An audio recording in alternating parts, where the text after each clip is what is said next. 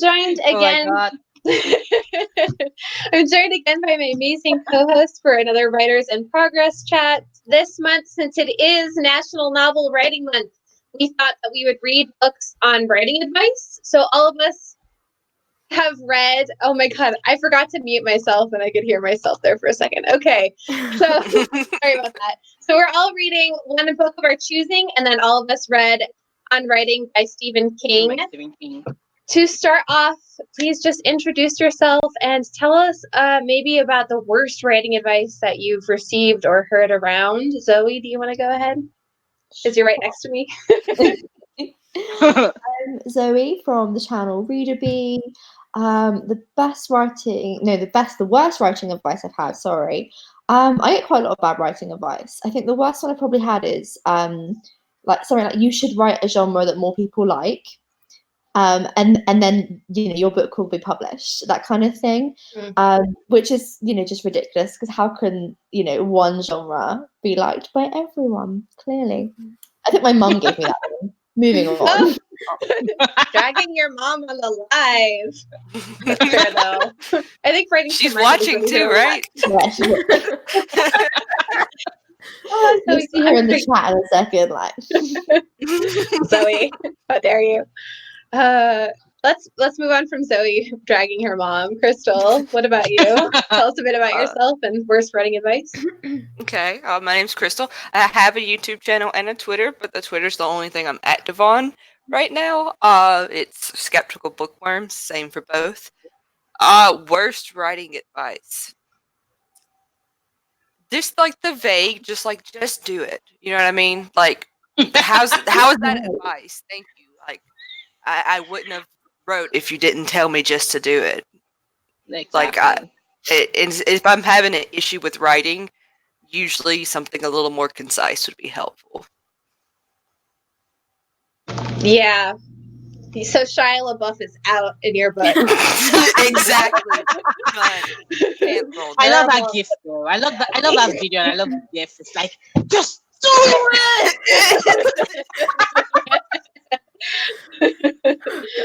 Not helpful, Crystal. Like, it's not helpful, Shia. I'm worried.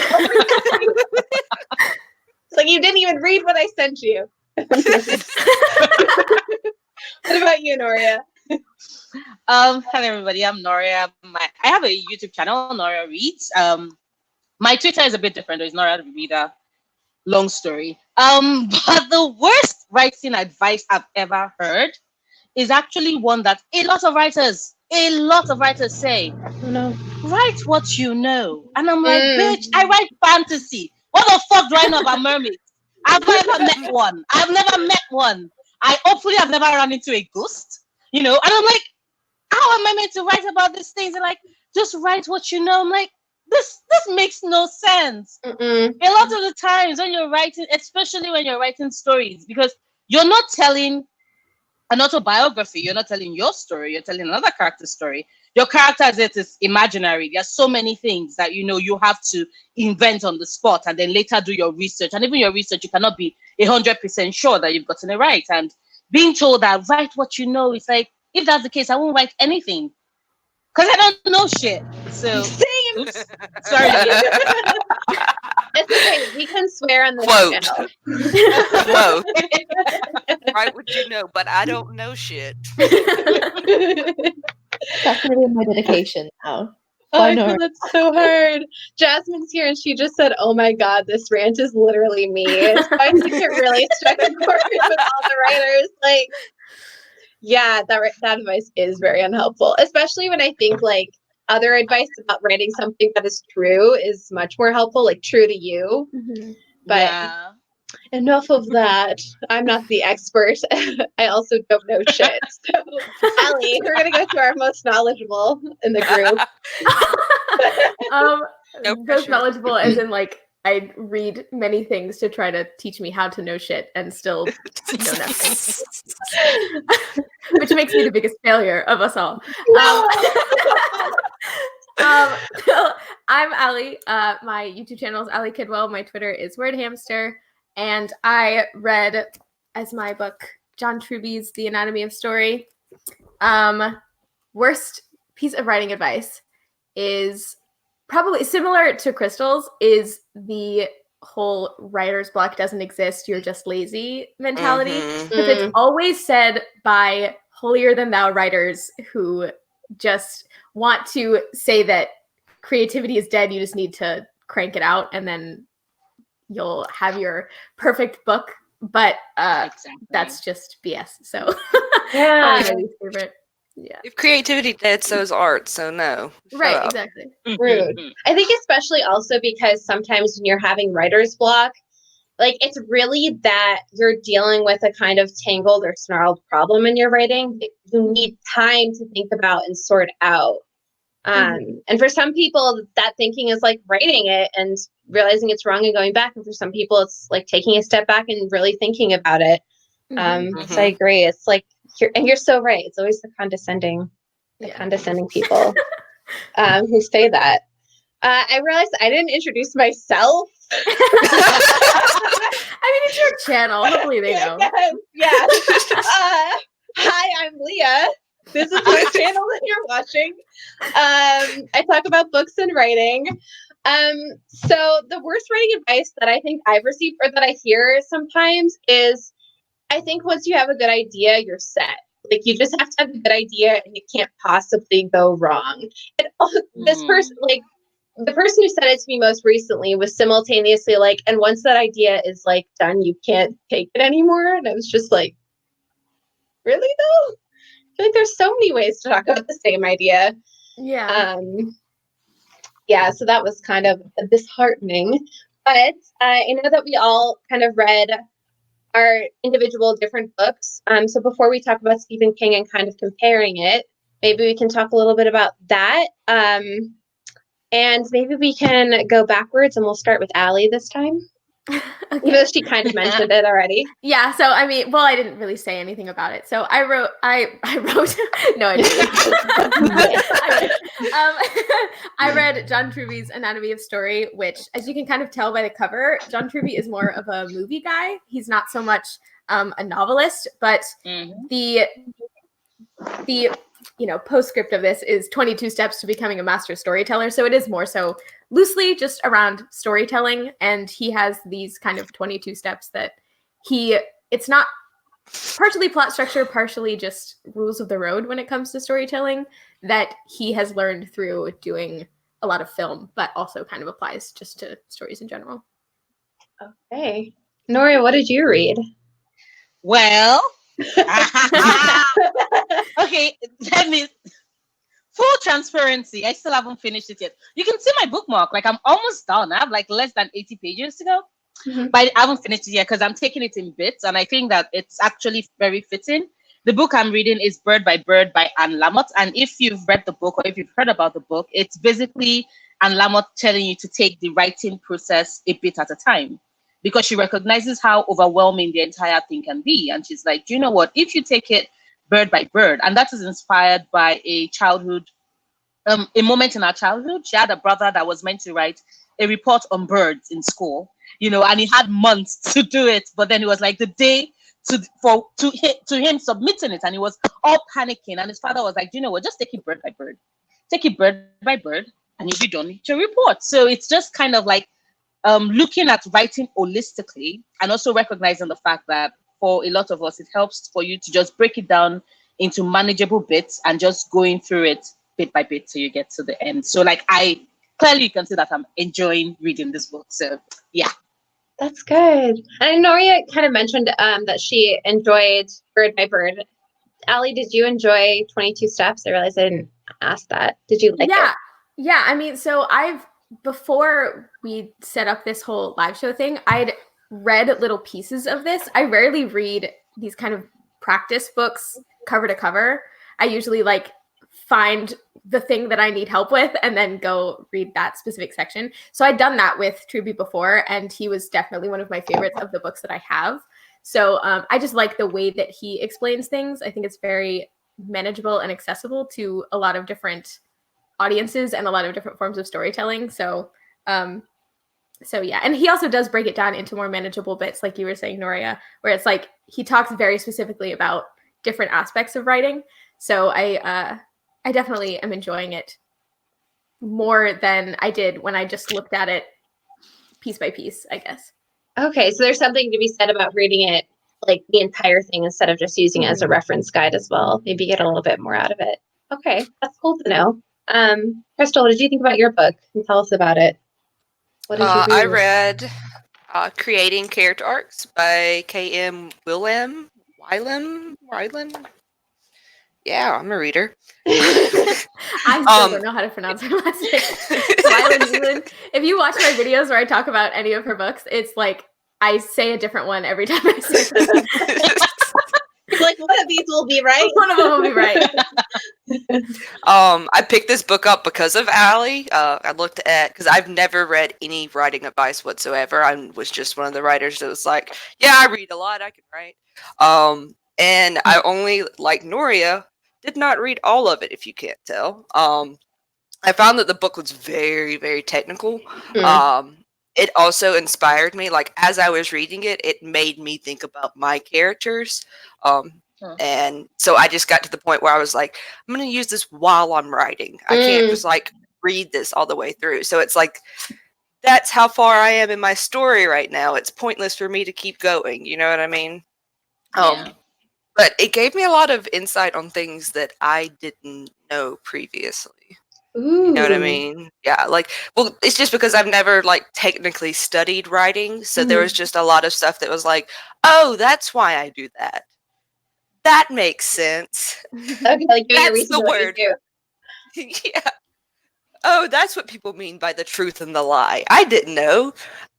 Cool. This makes sense. I kind of wonder, like, now that we're talking about all these books on writing advice, how Stephen King would feel about these books, especially after how he felt about writing classes. He's like, he never watched this, but he'd be like, you really read my book and then other books on writing advice? Like, I just told you that writing advice was I told you in, like, the first paragraph. He was like, did you learn nothing, children? No, I didn't. Anyway, we're going to keep talking about those other books, though. So, Zoe, do you want to tell us about yours? Yeah.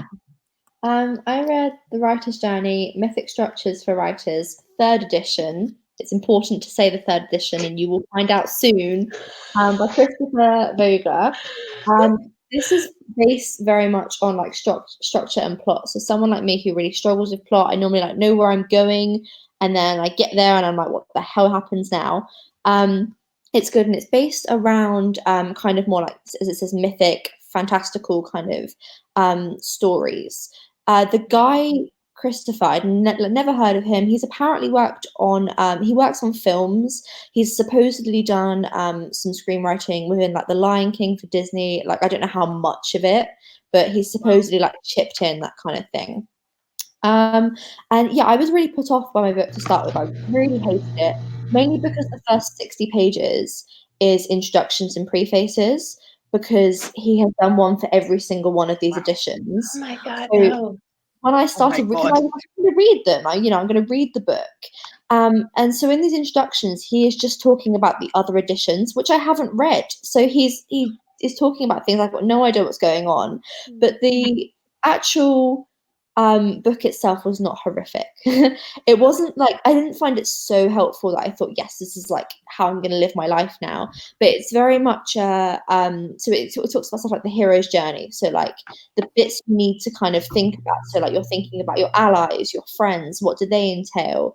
But after every single, like, the allies, say, as a section, he would then go on to describe a film and talk about the allies. So say like The Wizard of Oz, Dorothy's allies are the Tin Man and the Lion.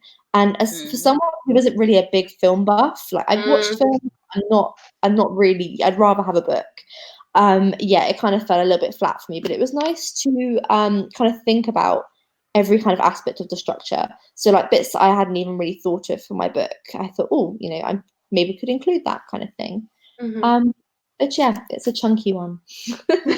I cannot believe that the publishers, when they got the 3rd edition, they were like, yeah, let's add another preface to this. Like, and then this really needs more introduction. Oh God. his way of writing as well. He was very much like, the first edition was amazing, but now I'm going to talk about this edition and like that kind of thing. And I will say one of the best parts about the book, and I got it as a library book because I wasn't going to buy it in case it's bad, is the person that has to face this library book with their own witty comments was quite fun. So yeah, I quite enjoyed those parts.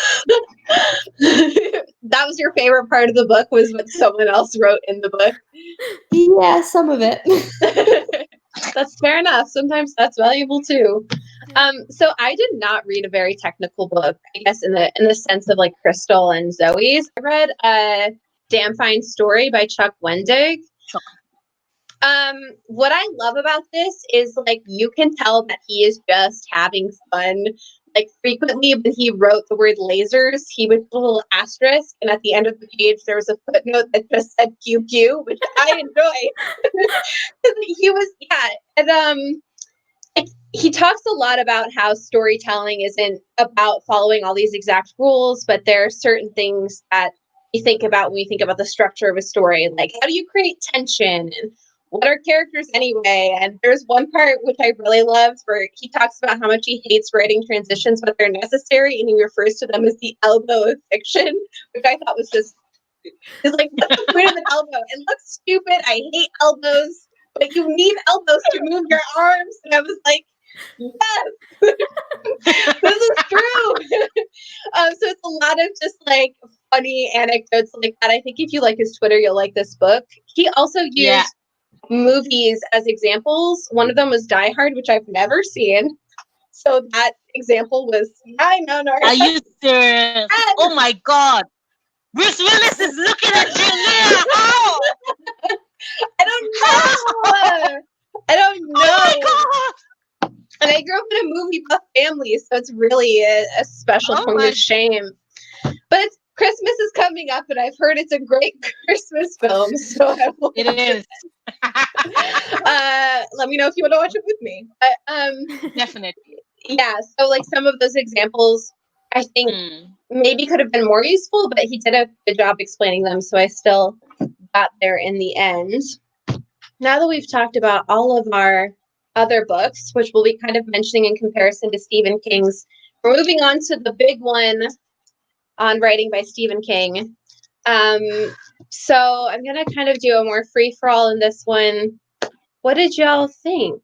Any overarching things? Anything that you relate to like your writing when you think about this that made you think of your own writing? Moria's raising her hand. She's like, yes.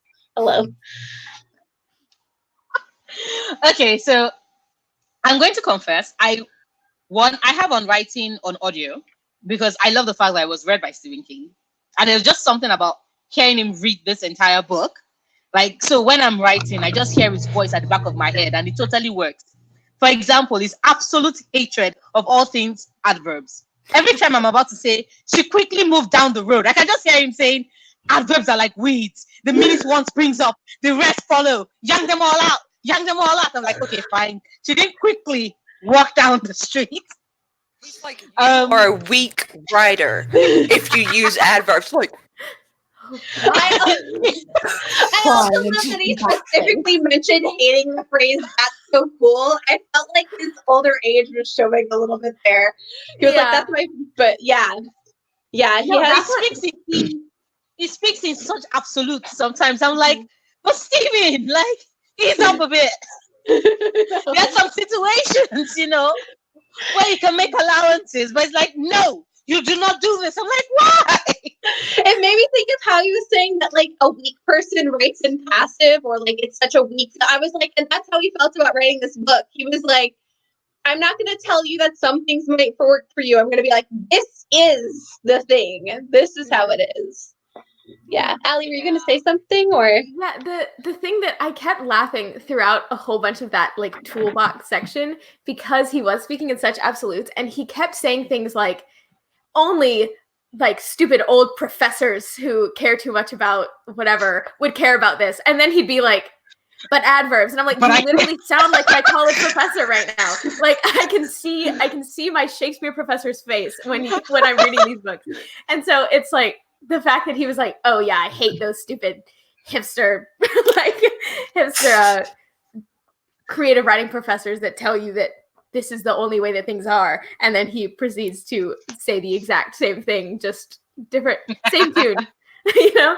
But oh yeah. Yeah, I think there was definitely a mix of that. I also feel like a lot of that writing advice was stuff that we've heard elsewhere. Mm-hmm. So for me, I was almost less interested in that. It felt the other interesting thing is in the intro, he's like, no one ever asks genre fiction writers about the language. And then he spent like 20 pages on like the actual language. And it was like, and I think it's mainly because it's like stuff that other people have said that might not be what he's really bringing to the table. I would say that, like, we've kind of mentioned that briefly, but the only shocking thing that was in that entire toolbox section for me was where he was just like, say said. That was the only thing that was like, I was like, okay, but like everyone says said is not a good word. Said's a bad word. What are you talking about? Just say said. And I'm like, but. It's cycled. Sometimes people say don't say said ever, and then other times people will say, because, and I do see the point of just say said all the time. I do think you need to like spice it up with something else, or else it becomes monotonous.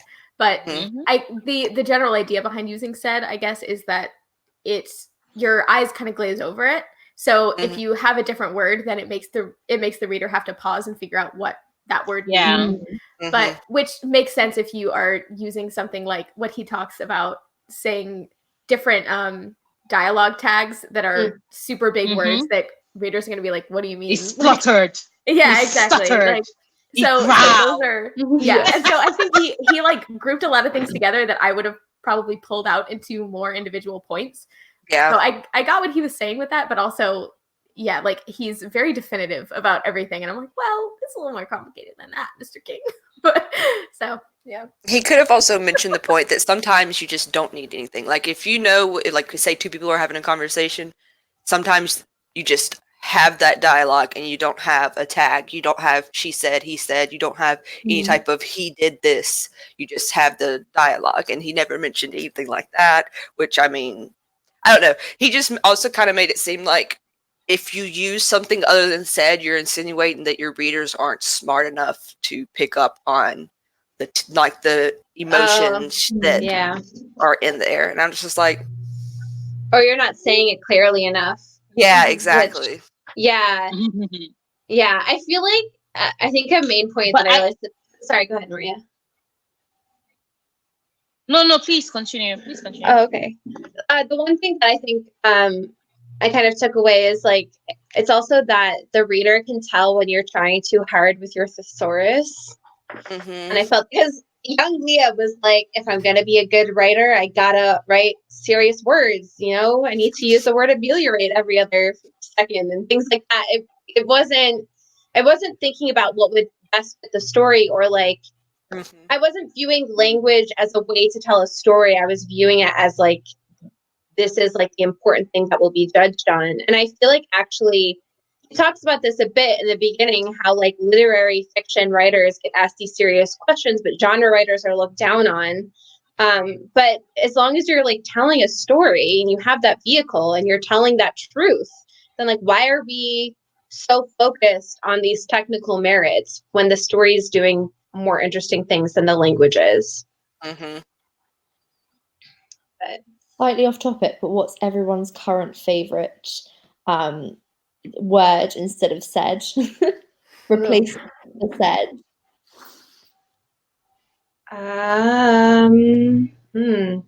Currently in your story, when the last thing you wrote, what really stuck out to you is, this is what needs to be put. This is how they said it.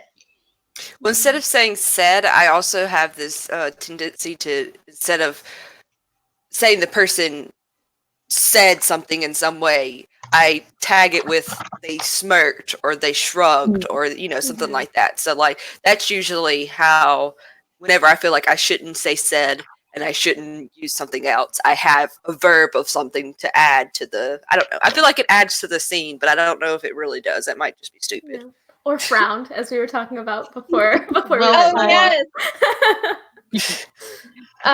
For me, I think like I guess what I took away from the entire said part of a story was that a dialogue is a lot of things going on. You know, it's verbal and non-verbal cues because it's communication, right? And you, basically, when he's stating that you're bringing in a dialogue because you want to push the story further, there's something that each character brings to the dialogue. And what I took away from that was that rather than just like the reason why I was like, okay, this is why he's saying said, is because I interpreted it as there are so many other things, kind of like what Crystal said. There are so many other things that, you know, you can walk into that particular scene that can help further give an idea of exactly what emotions this character is saying. So you don't need to say he's fluttered, you know, or he's angry when you can already visibly read the signs that the character is getting to that point. So even if you said the reader will be able to pick up all the cues and be like, okay, so is turning a very interesting shade. The voice has dropped a little bit in, dropped a bit in timbre. He's staring. There's this focused look in his eyes. The character can, the reader can put it together like, okay, so he's definitely like gotten to be angry bit. And I think maybe what I took from it was also the same thing I took from his adverbs rant, which is that some of those words we fall back on them rather than push ourselves a bit further and being like, okay, how else can I set this entire scenario so that you walk away from this being that, oh, that guy is really pissed, without me saying he gritted through his teeth, you know, that kind of thing. So like that was what I took. I took from that entire bit of the book. Yeah, I think that's a good point too. And I'm kind of wondering if there's something for you all in the book, like maybe even outside of the language advice that just really resonated with you as a writer, that you were like, oh, I see myself in this, or I feel like I have something to learn from this, or like he really hit the nail on the head. I loved the telepathy bit that he was talking about. There's this section where he goes into how writing is magic and how how it is telepathy. It's right kind of at the beginning of the book after he kind of gives a little memoir of his life. And it was just a very smart way of putting it. And so as I was reading it, it hit all of my like giddy writer feelings where I was like, you're right, it is. And so I also just really liked the way that he put that into words, I guess. The singular experience of being a reader and a writer in that kind of relationship, I thought was really cool. Yeah, I think that was a really good one. Can we talk about how he said he was a slow reader and then he said he read 80 books a year? What? To be fair, he doesn't have like a full-time job and he's writing. I guess his full-time job is writing. I'm saying he doesn't have like an additional job that he does. So like he reads at the dinner table, which like so. Oh my god, my mom would not like that. As a kid who was always fighting with me not to bring my book everywhere. Do you imagine if I'd read Stephen King at that point, that book, it would be done. I would never put the book away. Stephen King said I should do it. Yeah.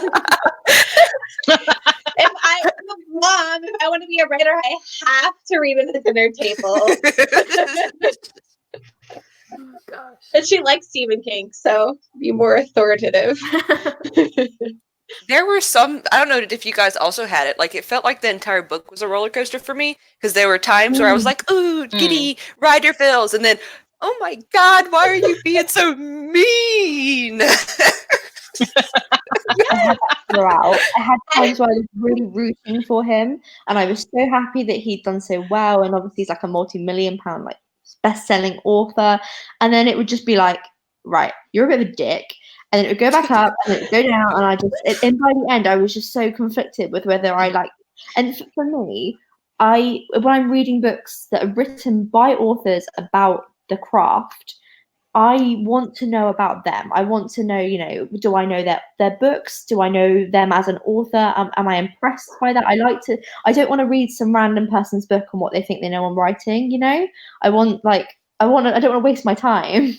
Yeah. And I found myself like really almost like judging his life choices while trying to write. I know, and I hated myself for it, but obviously, like we're getting such an in-depth view of his life. And right at the beginning, I was so rooting for him, and I thought he was like amazing the way that he was struggling so much through life and for his wife and his kids. And then like he finally had that break, and I was like, oh my god, thank God. And then like going back to the whole like adverbs are shit and all this, and I'm like, I love an adverb. Okay, I will say it now. I was a bit offended by this. And then I'm there, like, I'm reading it, and he's saying, don't use adverbs. Kind of thing. You were personally offended. Yeah, I was. Am I what? Sorry, I had to use the adverb. Don't take out the adverb. I didn't catch that at all. You had to spell that out. They always say like show don't tell, but you had to tell me. I would not have gotten that joke. It's a beautiful joke though. Take out the adverbs, and then I'm reading it like you don't even remember writing Cujo, and you're telling me to remove the adverb.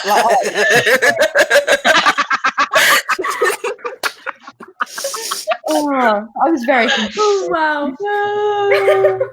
I think that's really fair. I just want to like pause for a second and say Destiny said she's read over 500 books this year. Oh my god! Like, do you I'm have a gonna time listen. turner? I'm going to What's need going to on? What's going on, Destiny? I Wow. know, for real. My heart's clenching. I'm not even joking. Like, how? Like, what is happening? Yeah. Once again, like yesterday, the I'm in chat awe. was like way more prolific than the host. Today is no different. I'm literally there on Instagram like, oh, adding another book to my 45 total for Goodreads. True. Oh my god.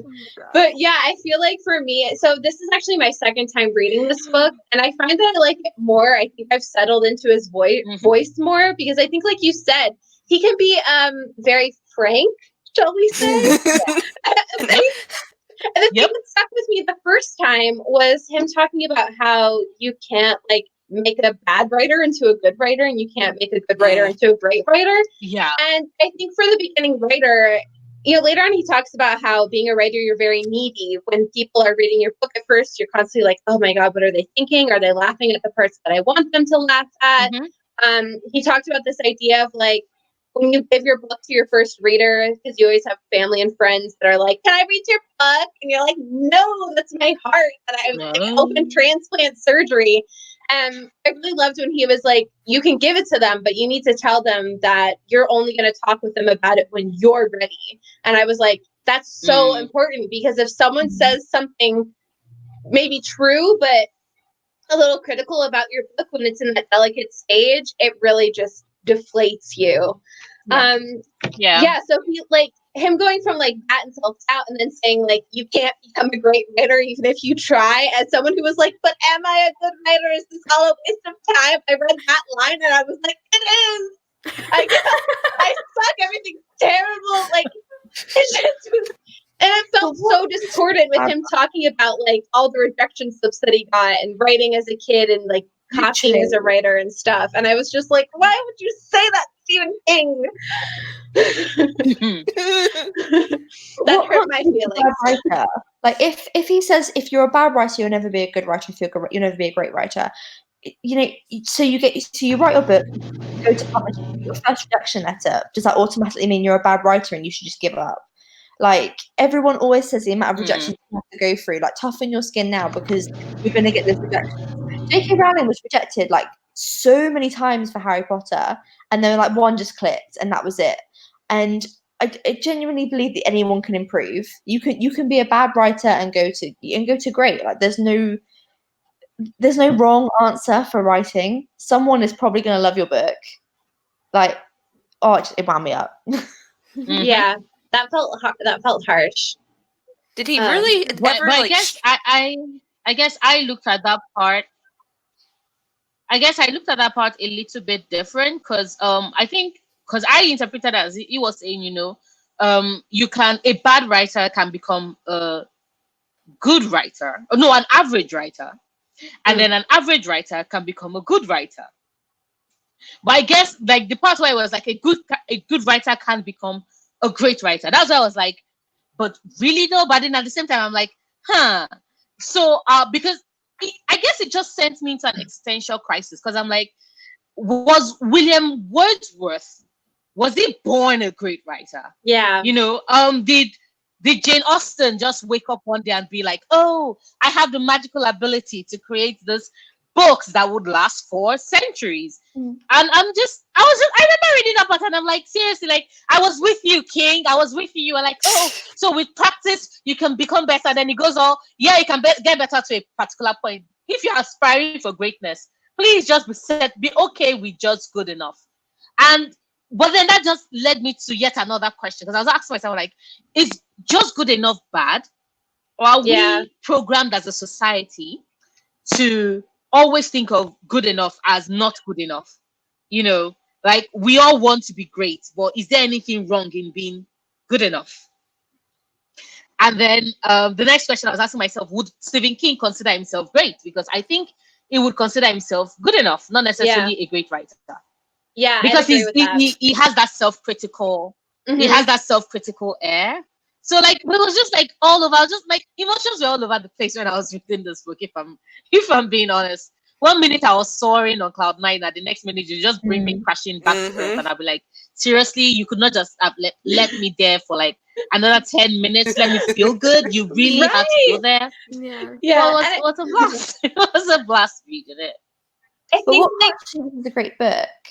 Sorry? Like, what constitutes as a great book that like a great writer is? I was gonna say, even like, other than saying like these classical writers are, you know, top tier, did he mention exactly what is a great writer, what is a good writer, what is a bad writer? Well, he did say bad writers are like the people at the open mic night or something wearing a black turtleneck, and like he really came for like spoken word poetry for a second there. He came for it earlier in the book too. Yeah, it was not about that. Yeah, not a fan. I feel like, about 50 Shades of Grey, say as like an example as a book, I would not constitute that as a good piece of writing personally. For me, no. But if you then look at the money it's made and the fact that it published it independently and the amount of money it's made, that in my head was like, well, it's done something right. And not everyone is going to like to say it. Like, for example, I don't like The Cruel Prince. I can't stand it. I think it's one of the worst books I've ever read. And there's a lot of people who would die on the train that it's the most amazing thing ever. Like, we're also different, and you can't just put them in different categories of this is great and this isn't. And that was my view on that one. Well, there's a difference between a successful book and a good book. And 50 Shades, in my opinion, was a successful book. Successful book. That's the nice way of me saying it was a god-awful book. But like, if I were, which I'm not like a holier than thou great writer, obviously, I can't even say the last name of the second book I read. But if I were to put like bad writers into a genre or into like a category, it would be writers that are not willing to learn, not willing to see their flaws. Like, that's what makes a bad writer. It's not someone who, like, you just don't have talent. It's someone who refuses to see their flaws and their mistakes. That's what makes a bad writer. Because, like, you can always grow. You can always do better. Guys, motivational for $10.99. I got you. Sorry, just for a second, I felt like I was getting a little too much.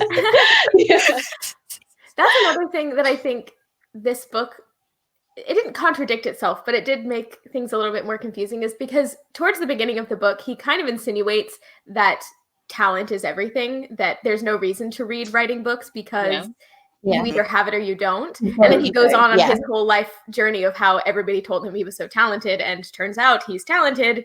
Ta-da. And then he goes on as to, you know, what makes a good writer versus a bad writer. But like, when he was writing for the little magazines, as he calls them, like, did he already think he was a good writer? Or, you know, at what point do you know that you are a good writer or a bad writer? Because when you start out, you're bad. Like, that's just the way that things work. You could have the most talent for storytelling, and you're still going to be a crappy writer when you first start out. And so that was one thing for me where I was like, well, it's easy for him to say that, you know, 53, I think he was at the time of writing this book, then it's easy for him to say that when he's already considered a prolific writer, a great writer. He's already super popular. So it might be easy for him to say, yes, I'm talented. And that would be fair. I think that's a fair assessment considering how much success he's had. But did he know that? And could he have made that same claim when he was just starting out, like a lot of people are just starting out now? Yeah, and I think in the chat, Tim Morrill says, I'm almost done with the book. And it seemed like as much as he was railing against convention, he had also admitted that he was guilty of leaning into those conventions as well. And I think that is kind of saying in another way what you just said, Allie. And I feel like some of it was talked, like in some places in the book, he had this very self-deprecating tone, like kind of whatever, like even the use of something like forget about it. Like it was very casual. But because he is kind of poking at some of those tender parts as writers, like when I read that the quote about what makes a good and great writer, and we've had this whole discussion, I think it seems like a lot of us honed in on that. He was poking at some of that insecurity. It's like Charles Smith is saying, rejection, don't know them, my internal critic from all that noise. Stephen King was just inviting our internal critic right in, even as Nori was saying, he was like, yes, you can practice and become better, but like only by so much. And that part was like, ah! What does that mean? So yeah, I feel like that just like resonates so much. The worst bit. Was there like anything else that you felt like either made you like pause and have a crisis, or made you feel seen? I'm looking at my notes.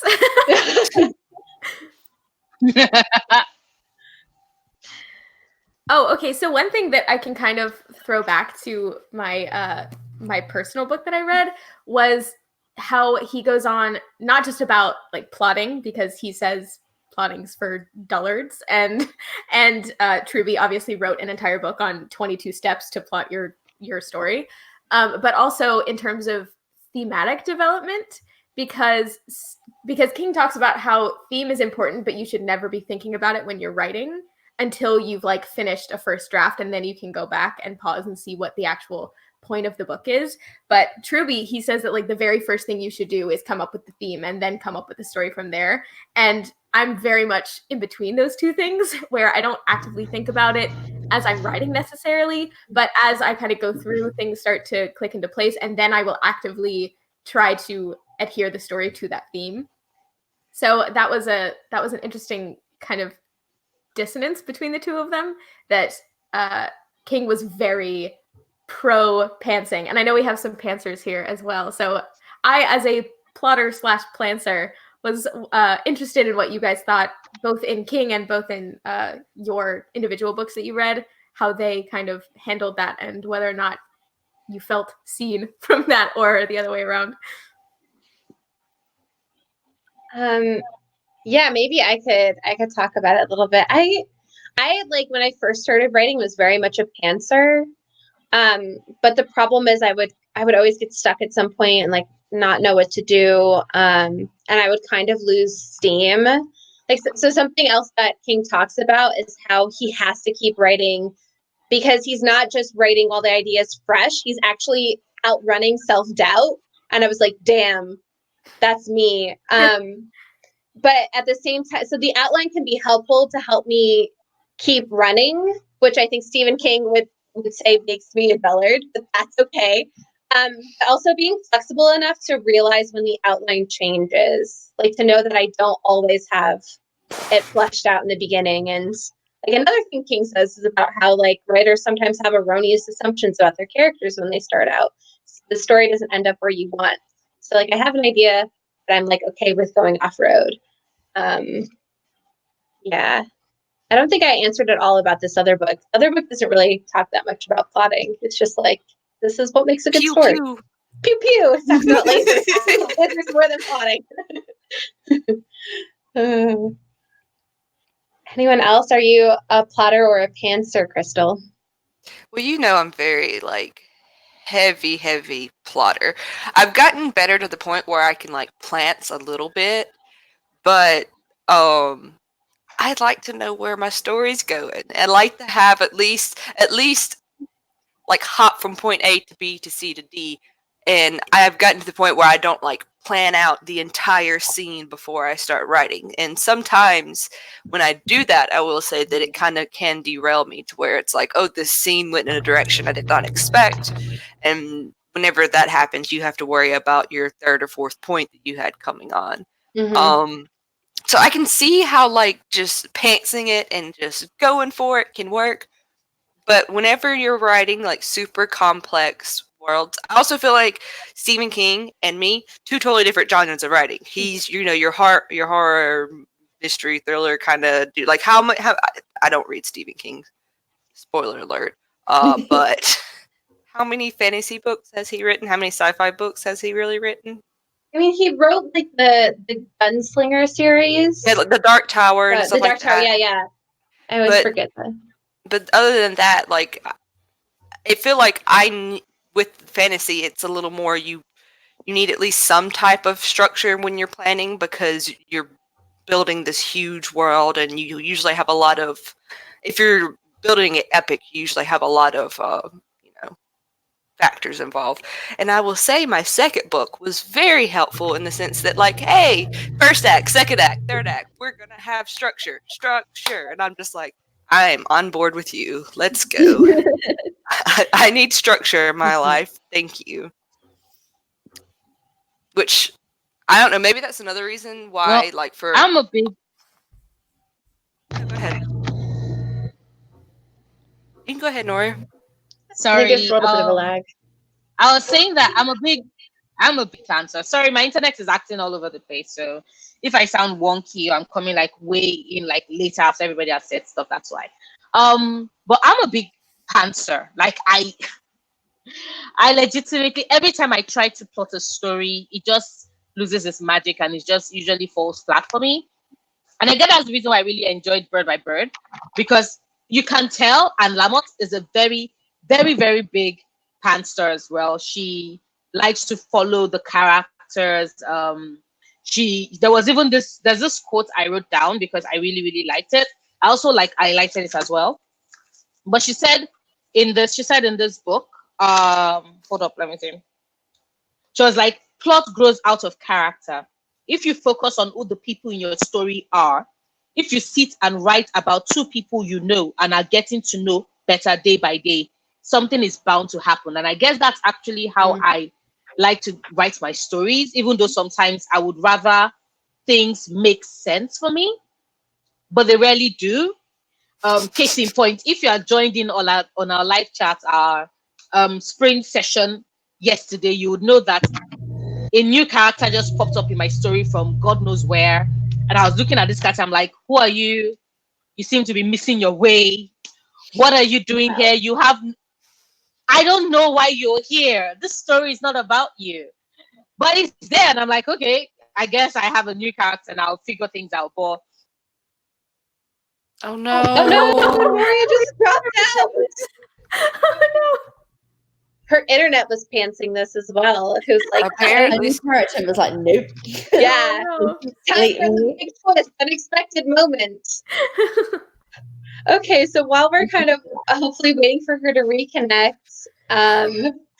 Zoe, do you want to talk about yours? This feels wrong. It feels like she's just left, and I'm like, anyway, come back to us, Noria. But Zoe, do you want to tell us a bit about your writing process? I really want to be a plotter, like so badly. I'm there like running after other plotters, like, please help me. I try and kind of like plot out, I suppose, the main points in the story, but I never like know where like to how to fill it in, if that makes sense. So it's just like some key scenes and then I get stuck and I just have to just go with it. And I tend to, I mean, feel free to, like, if you were ever subscribed to me, I'm unsubscribed now if this makes you feel sick, but I write the scenes that I like first and then kind of knit them together, which some people cannot stand the idea of. And it kind of, it works quite well for me because then I don't get, Noria's back. She's just loading. Yeah. I mean, it works well for me because then I don't get bored, so I keep going with the story. So yeah, I'm a bit of both. But I would say that the book that I read for the writer's journey, because it's so heavily like this is not how to plot, but this is what you need to be kind of thinking about. So like, you know, what about this character? What is this character doing? Why have they got friends? Who's going to help them on their journey? It really made me think, so I can add this into my plot, and this is character development, that kind of thing. So yeah, I would say that, I want to be a plotter because I feel like it would be easier to then get the book out. Just so that I know where it was going. Do you know, sorry. No, I was just going to say, I will say real quick, whenever I am in a writer's block, even if I have like a strict plot and I've got my ideas planned out, I will write a scene that I've been waiting for a long time, just because it will put me, it'll put me in the mood to like push out those other scenes that I don't have. Yeah, writing out of order can be super useful. I feel like that in a lot of ways for me, the outline is like a safety rail.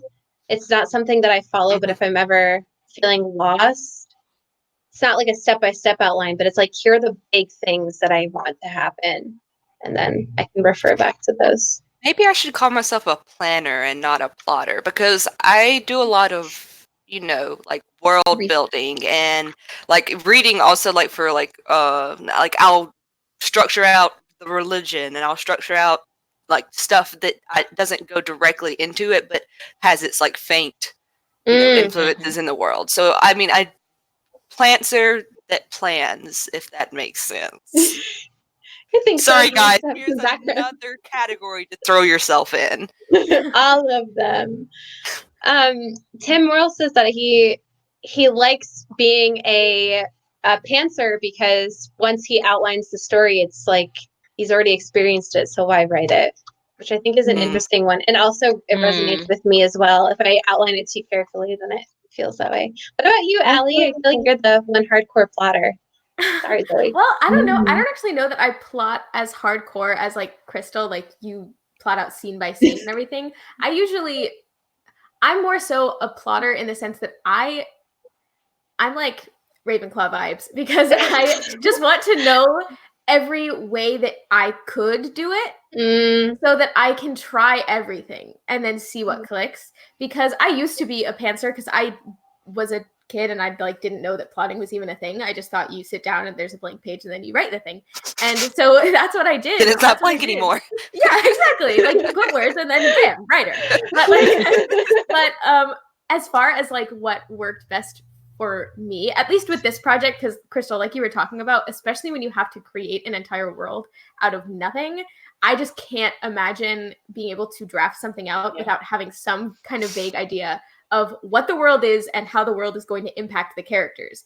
Whereas I feel like maybe with something like Stephen King, where he's coming up with things that are a little bit, I mean, they're obviously not mundane because they are like supernatural kind of horror stuff, but at least a lot of his things are contained within a semi-modern world. Whereas when I'm going in to write my like big fantasy thing, I can't contextualize that with anything that I know already. So I have to build the context before I can build the story, if that makes sense.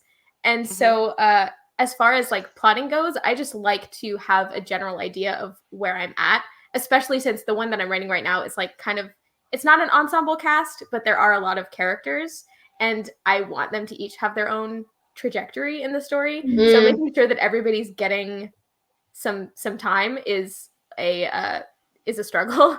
So I definitely see the appeal of pantsing, and I have done it before, but I think the experience is just different for every writer. So for me, I experience my story 10 times a day, going back over my plot notes and making new plot notes, and that never bores me, just because that's the way that my brain works, is that I'm already writing the story to be a contained thing.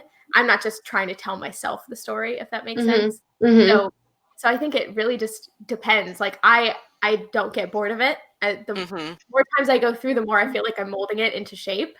But there have been other stories where I think it to myself and I'm like, the story, I'm done. Like, so it really depends. Maybe it varies between like book to book and like complication. Yeah. Some books are slipperier than others too. Like one of them, the plot is a bit clearer, and the other, it's like same thing. Yeah. That was a good question. I know that we only have like a few minutes of this chat left. Is there anything that I haven't asked y'all that you're like, yes, ask me this question. I'm dying to talk about this that you really want to talk about? Are you like, no, we've done it all? I'm just going to drop this Well, mini. No, Noria, you go because you got disconnected. Go first. no, I was just saying that just to remind Leah that we're meant to like talk at the end, which we preferred, if we preferred our own personal choice with regards to writing advice, and Stephen King's on writing. So like that was how we said we're going to end the chat. So eventually, who I'm do you gonna do think that gave still. you a better writing advice that you could work with? Stephen King or whoever else you were reading at the moment? Yeah, I think that's definitely something we should still end with. Crystal, did you have any other thing that you wanted to say before we jump to that? You know, I can mix it in with that actually, if you Oh, want to do it. perfect. Yeah. Okay, then you go ahead. Oh, you want me to go first? Okay. Yeah. Okay.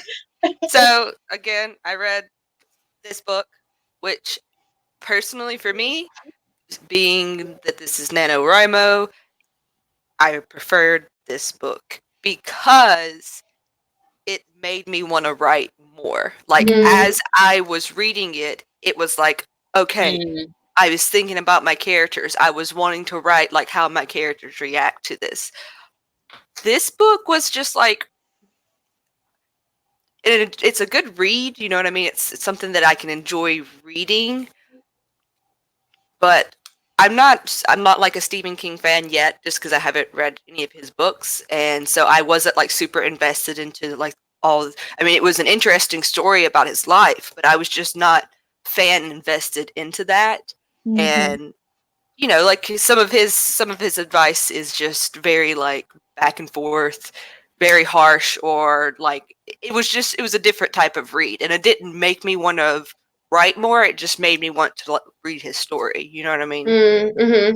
While the other one made me want to write, and so that's why I have to say that I preferred it more.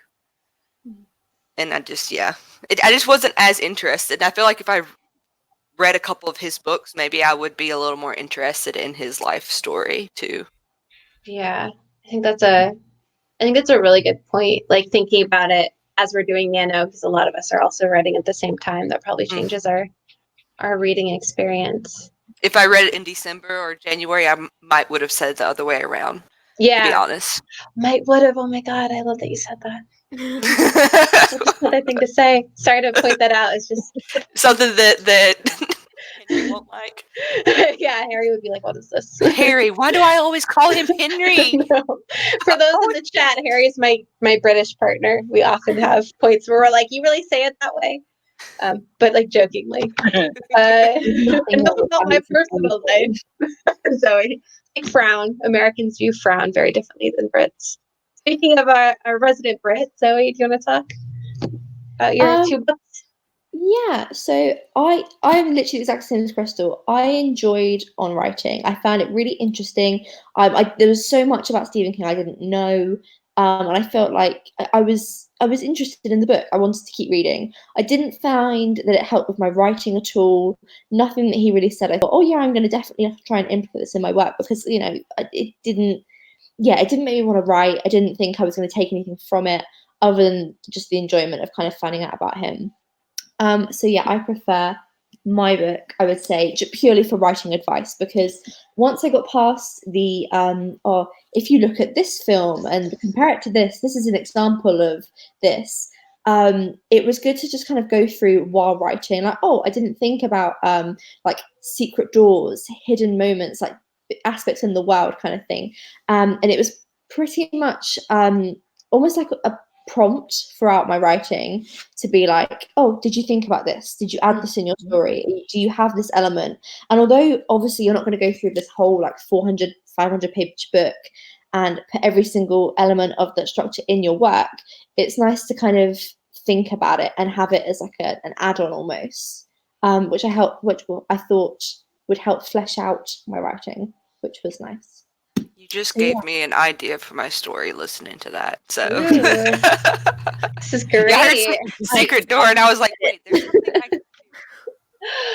That's awesome. Honestly, just just for that part, this live has gone like 10 times better than I would have ever imagined. But if the live itself is inspiring more writing, the live itself is its own container of writing advice. Nori, do you want to talk a little bit about your 2 books? I would say that honestly, though, it's hard because I'm a big fan of Stephen King, even though I've never read any of his books. Nobody should come for me.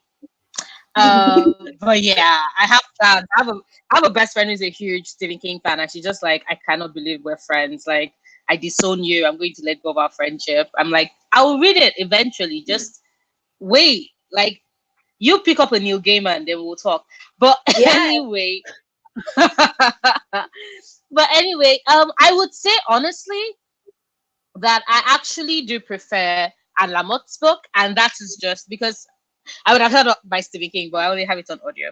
I would choose my Anne Lamott book, but it's probably because of the fact that for me it's more personal with regards to what I need in this exact moment. Mm-hmm. And in this exact moment, I don't need somebody telling me that I cannot aspire to greatness. Or that all my adverbs suck, because guess what? I'm still writing the first draft.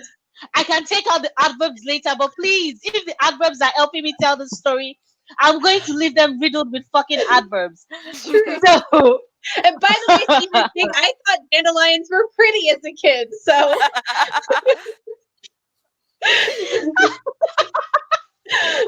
but yeah, I think that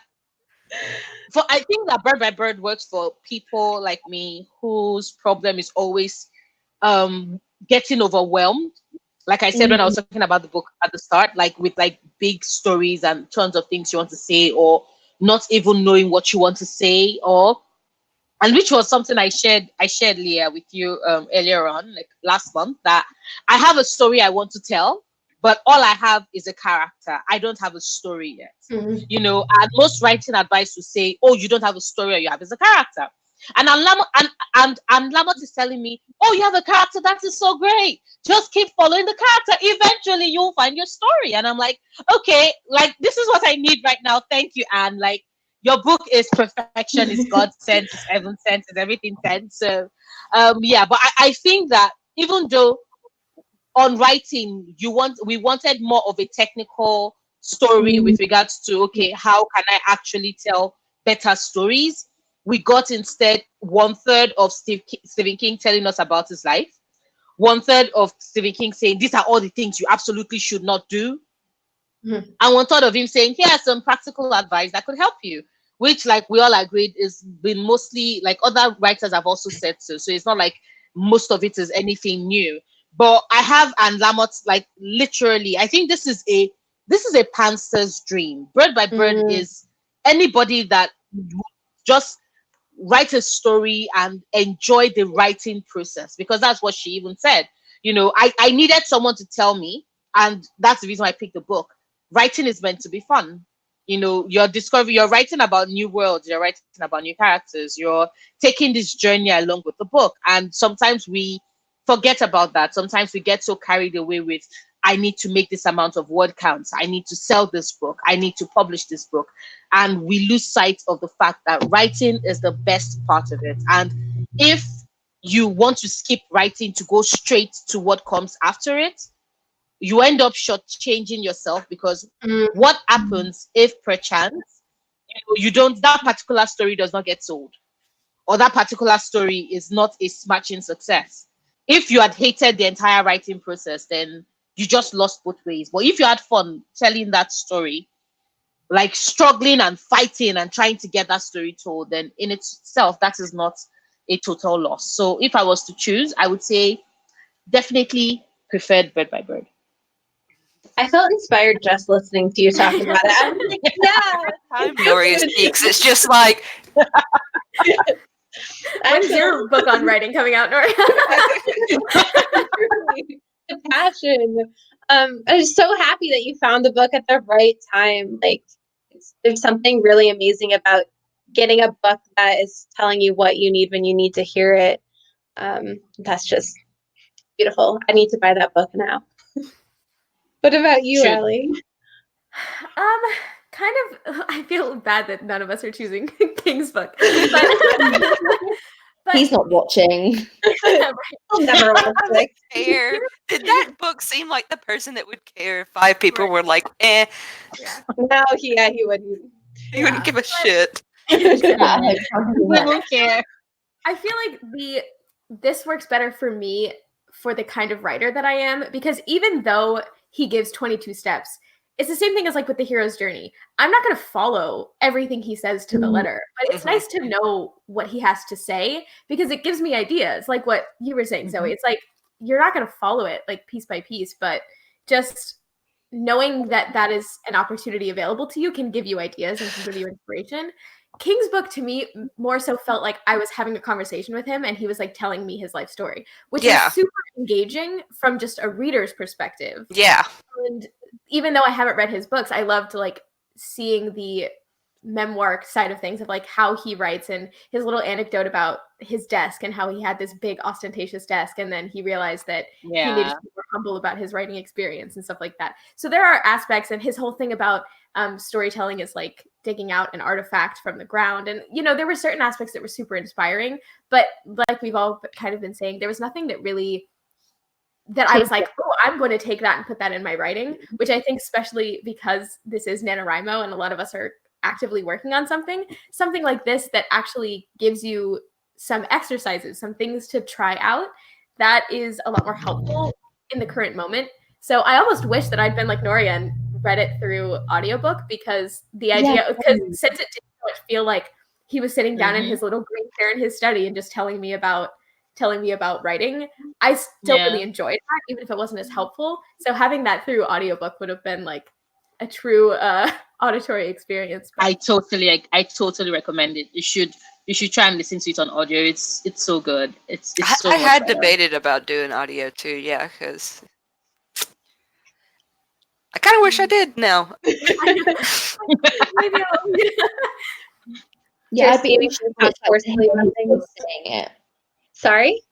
I'd be interested to hear what it's like to hear him. Something that he's so passionate about, and something that this is how he believes writing should go. It would just be really interesting, I think, to hear. See if he sounds as much of a dick as he did whenever I was reading those parts. Sorry. I'm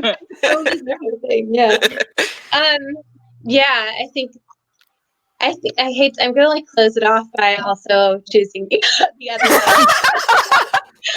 I have read some of Stephen King's works before. I've read quite a few of them actually. And I think Stephen King's book for me is really good in some parts because I saw myself in it. Like some of the struggles that he had were struggles that I resonated with. This idea of putting yourself in the story even when you don't realize it, and your own struggles kind of showing up. This idea of self-doubt, the idea that writing is both really hard work and discovery at the same time. Those all resonated, and it made me feel seen, but it didn't leave me being like, and now I should write. It just made me be like, we writers really do have some similar experiences. Sorry, I saw Princess in the chat, so I had to say Princess. Hi, Princess. But yeah. So like, because we're in the middle of NaNoWriMo, I found that Damn Fine Story by Chuck Wendig, which was talking a lot more about like, what are the things that actually resonate with us as or resonate with readers in your story? What are the things that you should think about, but that are parts of it? I found those like much more helpful in generating more ideas. And it seems like in the chat we're hearing from some people who have also said that like Bird by Bird was great because they never thought that they could even write a book until, or I guess finish the draft. It seems like tell me if I'm not interpreting that correctly, until they read that book. So not being overwhelmed. I'm picking that up. You've convinced me. I'm getting that book. Yeah, it would also be interesting because it seems like a lot of us chose books that are already kind of on our side of the plotting versus pantsing line, except for Zoe. Yeah. You said that you did a very plot heavy book because you wanted to learn more about plotting even as a pantser. But like Noria, you read a very pantsing heavy book as a pantser, and then Crystal and I read two very like technical books as very more plot based people. So I'm also interested in picking up Bird by Bird and seeing how I connect with it as someone more on the plotting side of things. You'll read I it. want to pick Bird by Bird and Leah's Yeah, I would recommend reading if you just want some fun as well. This one's a great one. That's what I feel like, especially if I get to like a point in my story where I'm just like, ugh. I feel like that would be a good like pick me up. Just being able to laugh. I'm so thankful that I already bought it. So like it's sitting on my shelf waiting for me to read that damn fine story. I love Chuck. I love the way his mind works. I'm subscribed to his newsletter. So every time it pops up in my inbox, I'm just like, and then he will always sell these books, especially that damn fine story. And I'm like, I have to get this book and see like if it's exactly like the Chuck I have in my mind. So knowing how much Leah loved it, so I'm just like, okay, I absolutely have to read this book. Yay! Yeah, and I loved it despite the fact that when I met him, I had the most embarrassing interaction ever. Like I was able to recommend a book. Is that it? Yeah, I met Chuck Wendig. So imagine this from a writer's perspective. A reader comes to get your book, and the first thing they say to you is not about your writing, but they say, "Hi, I love your tweets so much." And then, I was totally unprepared to see him, okay? And I was 2 people away, and this assistant was like, by the way, you have to ask him a question, and he's going to write an answer in your book, okay? And I was like, oh my God. What? I totally blanked, and I was like, yeah, tell me about a book that you're reading right now you really love. So as a writer, the first thing they say is, I like your tweets. The second thing they have you do is write the name of another book in your book. Just in case that one doesn't work out for me. I honestly didn't read this book for like 2 months just because every time I looked at it, I was like, no, that did not happen. My princess making me feel guilty. We love you too. Oh. She's telling me come back to book 2. I'm just like, she's telling you come back, Crystal. Come back. Okay, so I think even though we've given Princess some extra time to see our faces, do we want to just end by maybe saying some good writing advice that they got from either book or in general, and then we'll say goodbye? Anyone want to go first with some really great writing advice? Well, I will go first just because I don't trust my internet. It's working now, so I'm like, I don't want to jinx it. Okay. So, as someone who, like I've already admitted, I'm very much of a pantser. And usually when it's time for me to rewrite, I never really can tell just how each of that process goes. There's this quote that's, and Lamont, because I'm definitely going to go with Bird by Bird. There's this quote she says, a friend of mine says that the first draft is the down draft. You just get it down. The second draft is the up draft. You fix it up. You try to say what you have to say more accurately. And the third draft is the dental draft, where you check every tooth to see if it's loose or crammed or decayed or even, God help us, healthy. And that quote it just sealed it for me. I want to tattoo that at the back of my eyelid, so at every point in time when I'm writing, I remember what purpose each draft is meant to serve, and I think it's going to help me with writing that so much more. So yeah, that's my favorite quote in this entire book. Believe it or not. A really good one. I like the down and up. Oh, that's so clever. Like, it's one of those things that's so clever that I'm almost mad that I didn't think of it. It's like simple, distilled, and like incisive. And she has this chapter on jealousy. You should absolutely read it. Like, so cool, because she had this other writer's friend who was really successful, and she was like, I hate you, this bitch. But am I meant to hate you? Because I should want you to be good, but bitch, I'm poor. Why you keep telling me that you're making so much money? I hate you. And then she was telling everybody, oh my God, am I meant to be jealous? I hate her. I'm like, tell her that she should stop. It was so entertaining. Like, book was so real. Like, I loved it. I love it, actually. So, but yeah, she has this amazing way with words. I'm so sure. Yeah, that's really good advice. I feel like for me, the thing that I always like kind of stick to and think about is the idea of like it doesn't have to be something you quote unquote know in the way that Nori was talking about. It just has to be something that's true to you. And that this idea that books are things that have nothing to do with the writer and that just show up, which I think sometimes readers don't necessarily realize how much of the author is in the book. Like there's this idea of a self-insert character, when I think really what people are saying, it's a character that didn't face stakes or face challenges. I think more characters than we realize are self-insert characters. So like as long as you're saying something that's true and true to you and that resonates with you, then that's enough. Agree. What about you, Zoe? Any great writing advice? Quote, the person who has defaced this library book. A good concept. This person, I'm no idea, male, female, no idea who they are. They have just put the writing's a bit squiggly. Writing and my writing is never always this simple, as in brackets, as described by the author. However, maybe that's a good thing, especially being high fantasy. You should just do you, explore your world. This is the only way that you will know whether I think it's good. But yeah, I quite like that. I think that you need to explore your world, and whether that's writing down or taking your time and just living in it for a while in your head. Yeah, I think that's quite good, rather than trying to, I mean, don't get me wrong, first draft, bash it out, but to be able to just sort of sit back and think, right, how is this going to go? How does this work? Let's do this in my own time. I feel like there's no rush. I mean, you see authors all the time who are, of a certain age, and you're like, oh my God, I'm older than them and I haven't published my book yet. And there's all the time in the world. Like, take your time, find your world. I can give an example that resonates so much. You're so quiet, Crystal. Yeah. Is it better? Oh, you were quiet still. Yeah. I don't know. Is it better? Yes. Yes. Oh, yeah. That's much Okay. better. If I get too loud, let me know because I can do that. In my story, there's multiple forests, but there's one forest that's like related to a kingdom, and it's very magical and very like whimsical and stuff like that. But it doesn't come up until the second book. But people who are from the forest come up in the first book.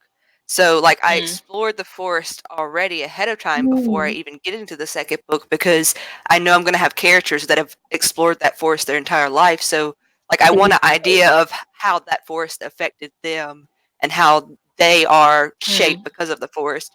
Because I mean, I want little trails of that in the first book, so whenever you read about it in the second book, you're like, oh, that makes sense. I love that. Yeah. So it seems like that writing advice, I guess, or comments on writing really resonated with you too. Oh yeah, it definitely did.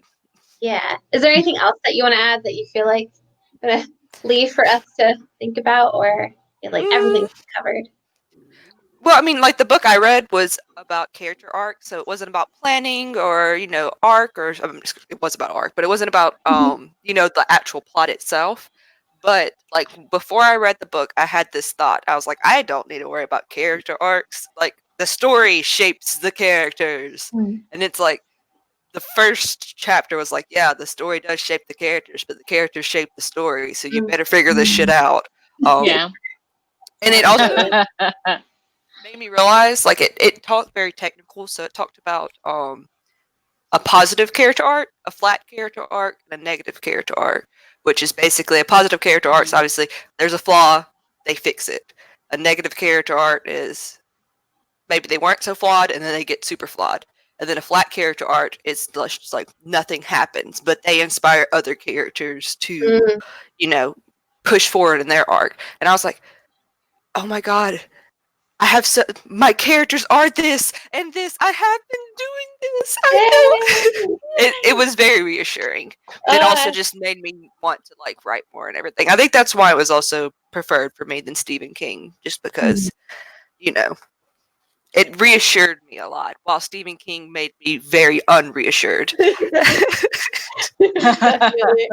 Oh, it's so good to see in those books when they're like, these are the technical terms for these things that you're already doing. You're like, already excited about my story. Mhm. So I think that is all from us. If you want to know any of the books that our hosts read, or you want to go follow them because they're amazing individuals who say really smart things, I have all of the links down below. So please go ahead and check that out. Thank you so much for joining us. And maybe just to really leave off on a high note, I'm going to highlight a comment from Princess, our resident reader in the chat. I would read each one of y'all's books, though. And on that note, with our spirits lifted by Princess, we're going to say goodbye. Bye, everyone. Bye. Bye. Bye. I love you.